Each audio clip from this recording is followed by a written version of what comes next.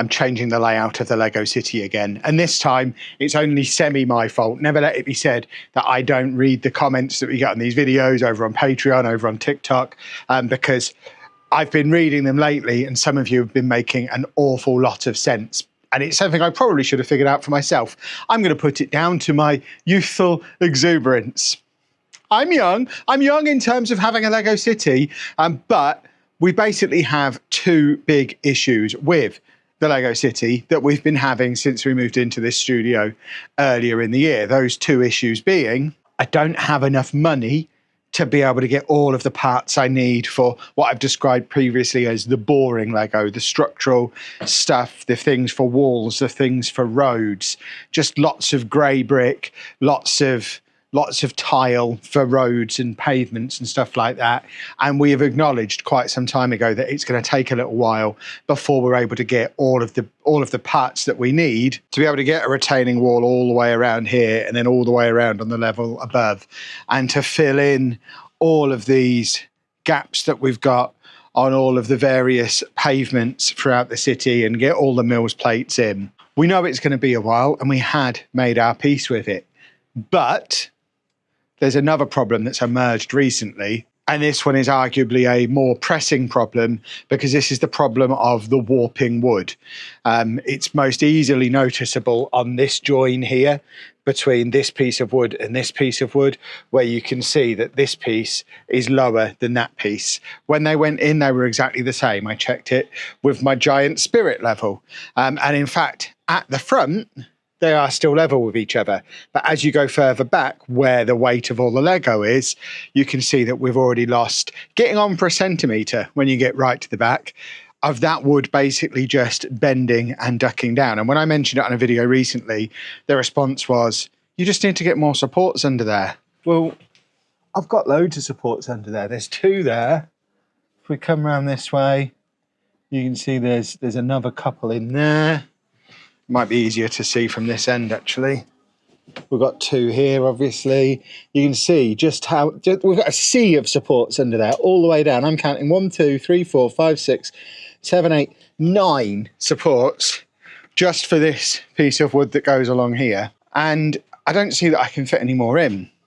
I think that wood is just bending and can't support the weight of the modulars that are on top of it. And the solution to the problem has come from a combination of different comments that I've had over the last couple of weeks that have all been kind of bits of an idea that have all obviously entered into my brain, amalgamated into one big thing. And I had an epiphany in the shower this morning. And I'm now going to tell you about my epiphany before we put it into action. By the way, welcome back to the Brick Prize Drawers Lego Studio. If you haven't checked out Brick Prize Drawers yet, you should.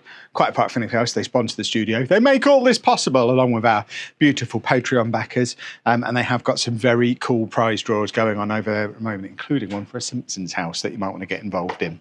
But my epiphany is, I think we can solve both of those problems just by changing the layout of the LEGOCity and realising something I've talked about before, but clearly I don't necessarily practice what I preach, and that is that this room is forever going to be a work in progress, and we don't need to set up the finished version of the city now. Long term, I do like the idea of having multiple levels. We've got 1, 2, 3, 4 different elevations in the LEGOCity, and I like that. I think it's very cool.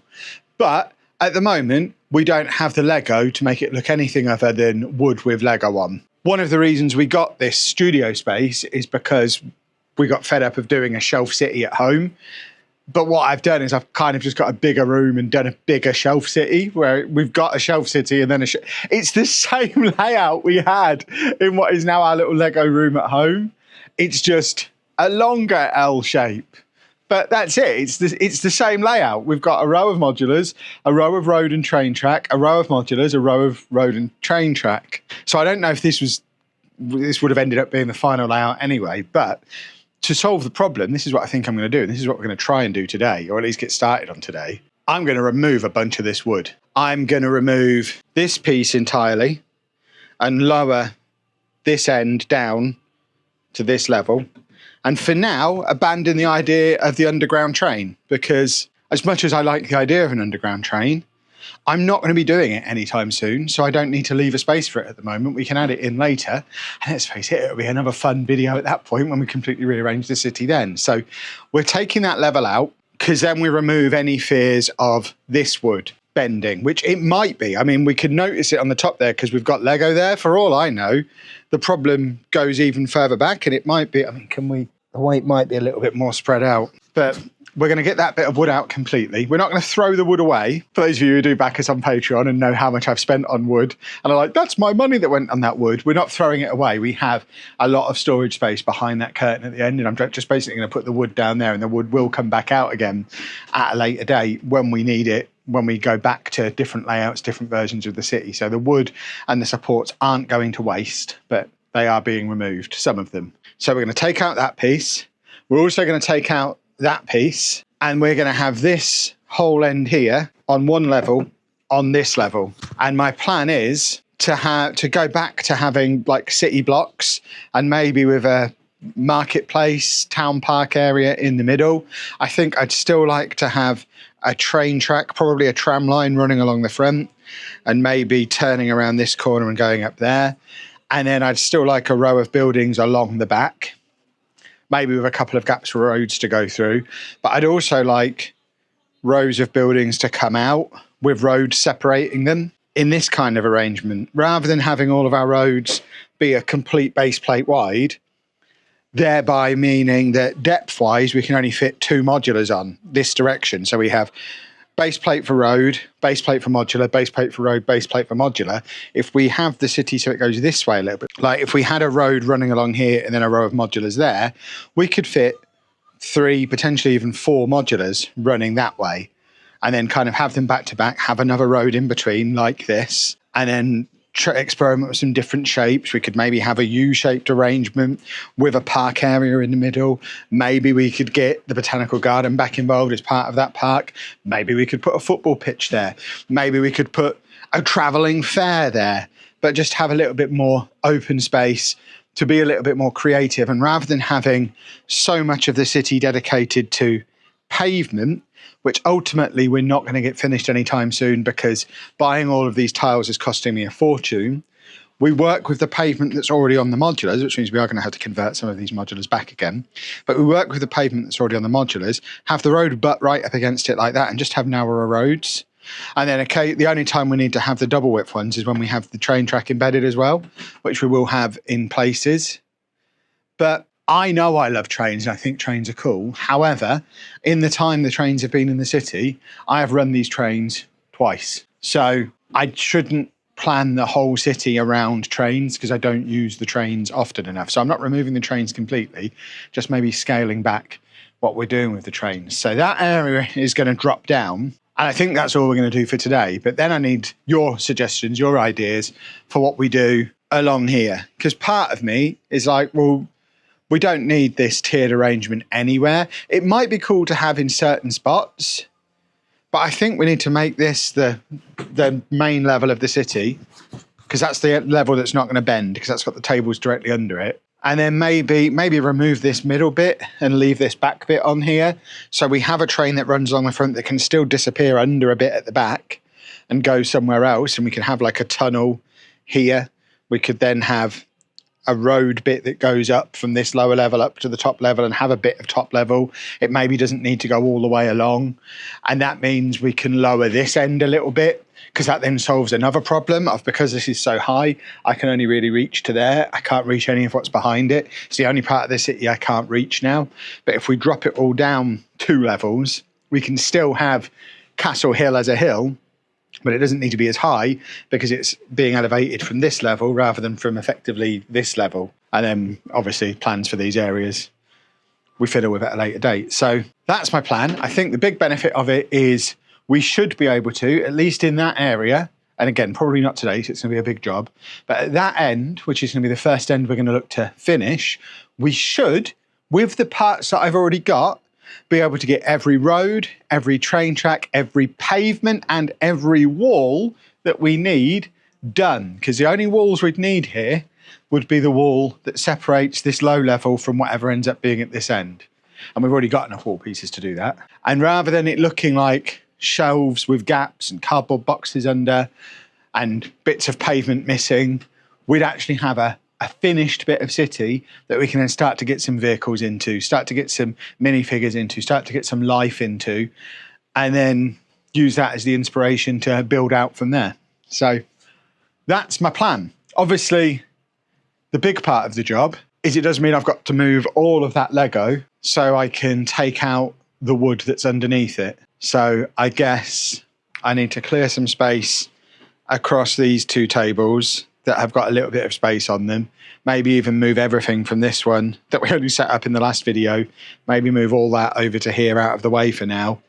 So I can move all of that onto here, then get the wood removed and put away, and then see how we're doing for time. And we might get to start doing a new layout today, or it might be today is just a destruction job and we do a part 2 to this video where we start creating again. So that's my thoughts. Let me know in the comments.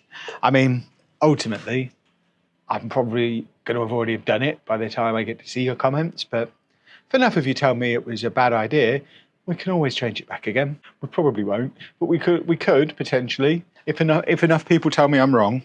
I don't think I am. I think this is going to look cool. Less chat, more getting started. Thought this was going to take much longer than it did. I normally love a nice long chat with you as voiceover, Kev, but here I am, basically already at the point where we're done and I need to hand back. This is how bad that had got. How long do you reckon that would have survived before one day I got a notification on my Ring app through the cameras that there was motion in the studio, turned the camera on, and there's just a pile of smashed up Lego sets because it's collapsed. And that corner, I mean, it's got a stand under there. But yeah, I have realised, I'm not kidding when I say I was just kind of in the shower and had the epiphany that this is what I should do.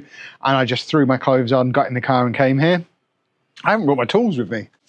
So I don't have the to take the legs off, which is going to make this harder to do. I mean, I can move them, but I can't put them away because the legs are all still going to be attached. Some of them are just resting in there because I added them in afterwards. But at least 4 of these legs are solidly connected.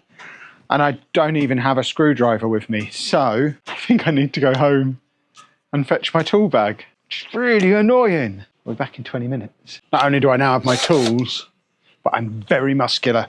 God, that stinks. Let's get some legs off. Clarify, the reason I'm muscular is the only coffee they had in the petrol station was a protein coffee, which I think I said when I was recording, but clearly got distracted by the smell of the drill in true neurodivergent squirrel fashion.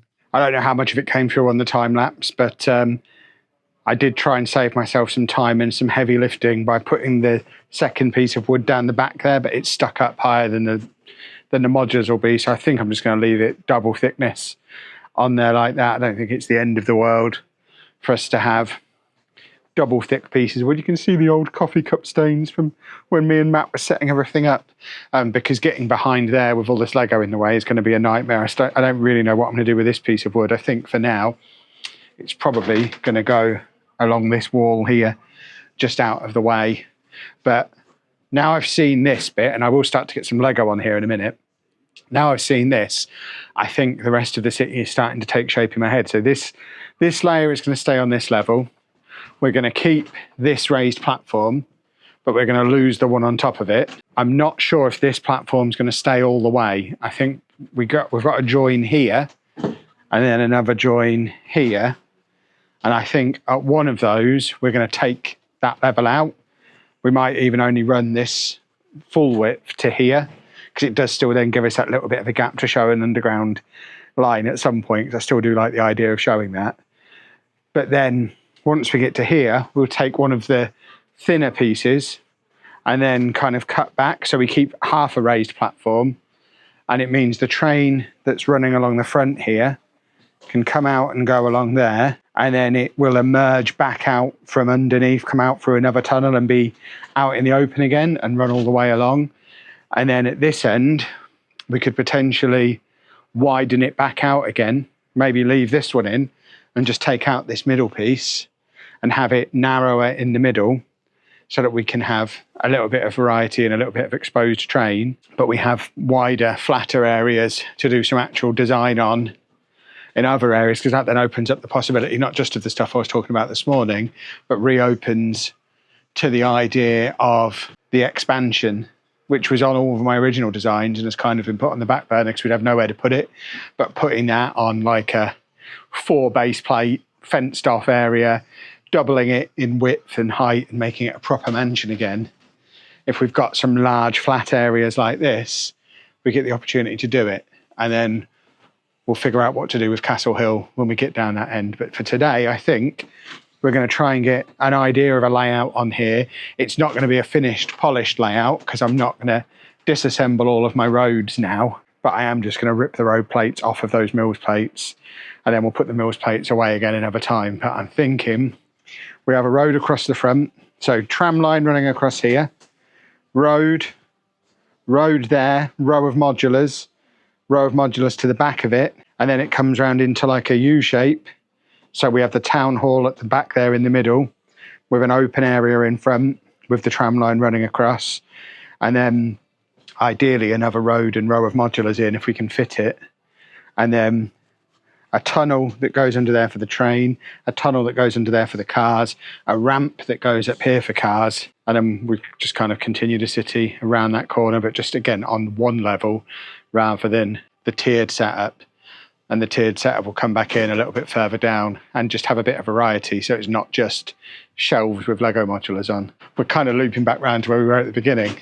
Let's never discuss just how much money I spent on those planks of wood that we're now not using. It's been a while since I've been able to just have a completely blank slate to start assembling a modular layout on, and this was a lot of fun. I enjoy putting down doing the planning, getting the train tracks in and deciding which modulars are going to go where. And I think ultimately this is probably not going to be a final layout, but as a proof of concept, I think this looks really cool. And I just kind of want to crack on and get it done to the rest of the city now. But I think it's a bigger job than I anticipated it was when I started. Okay, I think this is looking cool. Very much just a proof of concept as ever, no permanent placements, but we've got a little proper city block here with a road that will go all around it. This will become road and we'll embed this corner. We've got the corner pieces that we got from Trix Bricks a little while ago. So we can actually pave over all of this and have that as a proper road with a tram on that goes around the corner. Obviously, we'll have to sort out all of these curbs and revert them back so they work with this layout. We'll have to put a junction in here.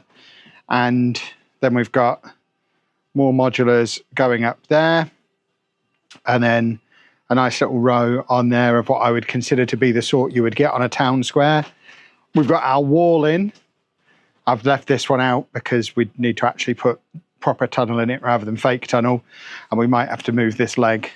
It's not a permanently attached one by the looks of it, so we should be able to move it so that we can have the road and the train track go through there.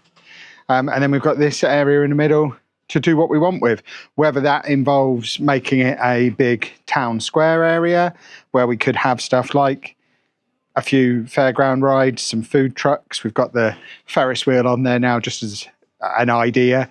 Or we could put like a market area on there. We could put the botanical gardens on there. It could be a massive football pitch if we wanted it to be. But it just gives us a little bit of flexibility to do some stuff. We could potentially swap the side of the road that the tram is on and put a tram stop on there properly as well, which, thinking about it, might actually be a good idea. I'm not going to do it now. I'm running out of time. But that gets this area looking very snazzy. We've got 1, 2, 3, 4, 5, 6, 7, 8, 9 and a half plus 3 more halves. We've got, what's that, 11 modulars on there in that layout. The way we had it before, I think we had 1, 2, 3, 4. We had about 10 before. So actually, that layout has as many modular buildings on as the previous one, but just by removing the wood, we might have lost 1 modular building if I do a proper count and compare the before and after pictures. But just by losing at most 1 modular building, we've given ourselves all this space to play with and given it the potential to actually look finished in the next couple of weeks. We don't need any parts to finish that. We've got everything we need to sort that corner out. We've got everything we need to put a proper tunnel in there. We've got everything we need to do something cool with that. And I'm thinking at the moment, that maybe the fair is in town and we put some of the smaller fairground rides on there, like the Ferris wheel, like maybe one of the smaller roller coasters, maybe something else out of that box. And that can swap and change what's going on in here. So as we approach Halloween, we could put a little Halloween display on there. When we get to Christmas, we can put a Christmas market on there and just have like a changeable area. So the city itself can change as the seasons change. And then next time, we move on and continue doing the same job with what's up there. We obviously decimated that by pulling out a lot of my favourite modulars to put down here, things like Tudor Corner, the Town Hall. There were things that were previously over there. So we've got a few that are left over on here. But yeah, we need to shuffle some more wood around and just continue thinking in terms of, and I think this is going to be the thought process going forward from now. We want to do projects that we can actually do in full now without having to buy a load of parts, spend a load of money, buy a load of new Lego sets. And then let's get areas that look finished and cool now. And then if in 6 months' time we have to swap it around and add some more wood back in and change the layout again because we've got some more stuff and we want to do something different, then we can do it then. This has taken me, even accounting for having to go home and fetch my tools and move wood around, switching what we had before to that has taken me no more than 2 hours. So it's not actually that daunting a job to completely rearrange the whole room. Obviously it will get harder the fuller the room gets, but I'm very happy with that. I think that is a huge improvement. And the idea of having a town square area that we can change with the seasons is awesome. But don't just take my word for it. Let me know what you think down in the comments. If you have enjoyed this video, please make sure you leave a nice big thumbs up on there for me. Subscribe to the channel for loads more Lego content. Thank you very much to these wonderful Patreon backers who, along with Brick Prize Draws, make all of this possible. And thank you very much for watching.